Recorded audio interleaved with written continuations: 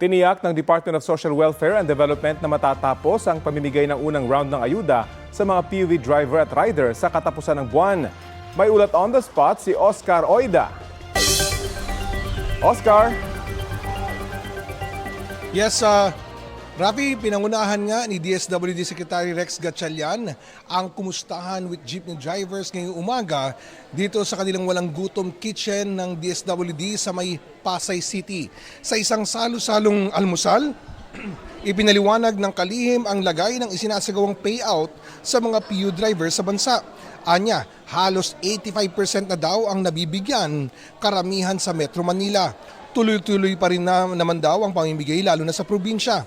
Sa kabila nito, may mga natatanggap daw silang reklamo na marami pa rin ang hindi umano nabibigyan. Kaya nga daw makikipagpulong sila sa iba't ibang ahensya tulad ng LTFRB para pag-aralan ng mga reklamo.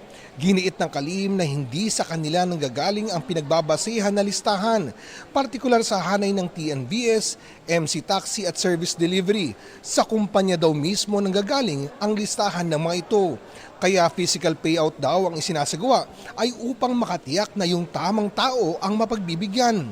Madami daw kasing mga dobleng pangalan at yung iba daw ay di naman totoong nag-i-exist.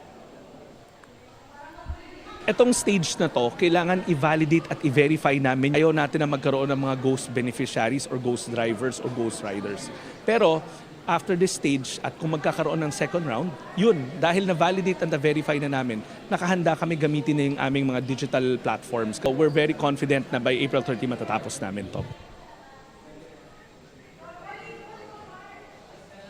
Samantala, Rafi, muling pinaalalahanan at iniimbitahan ng kalihim ang mga jeepney drivers na bukas ang kanilang walang gutom kitchen dito sa may Pasay City para sa libreng breakfast at lunch. Rafi?